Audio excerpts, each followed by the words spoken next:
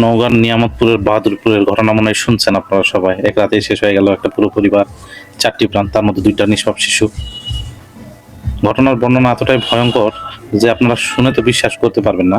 But আমি সেই ভিডিওটা দেখছি, প্রথমে মনে হয়েছিল ডাকাতি অথবা বাইরে কারো কোনো হামলা হবে, কিন্তু একটা প্রশ্ন থেকেই যায় যে আসলে এত নির্মমতা কেন? তাহলে ছোট বাচ্চাদেরকে কেন? তো ডাকাতেরা তো এত ভয় না, যেহেতু জমি জমা নিয়ে প্রশ্ন, তো সেখানে তদন্তে গিয়েছে, তথ্য বেরিয়ে এসছে, সেখানে একটা অস্বস্তিকর তথ্য যে এই যে হত্যাকাণ্ডের সাথে জড়িত নিজেদের আপনজনই, স্বীকারোক্তি, অস্ত্র উদ্ধার, সব মিলিয়ে ঘটনাটা নতুন দিকে তো মন নিচ্ছে।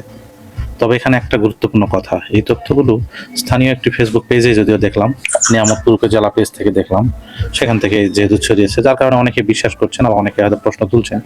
তাই আমাদের জায়গাটা অবশ্যই উচিত যে মাঝামাঝি, না অন্ধভাবে বিশ্বাস, না একেবারে উড়িয়ে দেওয়া যায়। কারণ সত্যটা যতটা ভয়ঙ্কর তার পুরোটা জানা এখনো বাকি।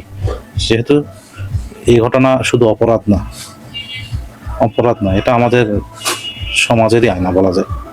সত্য জানুন, যদি কারো জানা থাকে বলবেন, জানাবেন। কারণ আমি ভিডিওটা দেখছি, যেটা পুলিশ দরজা খুলে খুলে দিচ্ছিল, সেটা মানুষ সম্ভবত ভিডিও করছিল। এটা এখন সরকারি পক্ষের লোকজনেরা হয়তো ভিডিও করছে। যেটা ভিডিওটা দেখলাম, 4টা বাচ্চাকে যে পরিমাণ যেভাবে মানে হত্যা করা হয়েছে, এটা আসলে বর্ণনার বাহিরে। ভাবেন, 8-9 বছরে একটা বাচ্চা তাকে জবাই করছে, 3 বছরের বাচ্চা। 3 বছরের বাচ্চাটা কি দোষ করলো? তার মানে কি জমি জমা সংক্রান্ত বিষয় হয়ে থাকলে তার মানে কি সে বেঁচে থাকলে আবার ভবিষ্যতে সম্পদের ভাগ বাটোয়ারার ব্যাপার আছে, তাই তো? তাকেও শেষ করে দেওয়া হচ্ছে। আর সেটাও কি শোনা যাচ্ছে নিজের বাবা, এর সাথে জড়িত ভাগনা, বোন, তার দুলাভাই। আপনি ভাবতে পারেন ভরসা আপনি কাকে করবেন? ভরসা রাখছে?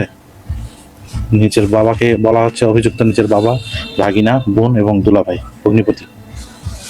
তাহলে এই যে ছোট ছোট বাচ্চারা, তারা যখন বেড়াতে আসতো বাসায়, তারা তো খেলাধুলা করতো, তাদের সাথেই খেলাধুলা করতো, তাদের সাথে তারা এই নজরে দেখতো, এই খেয়ালে থাকতো, এই খেয়ালে রাখতো।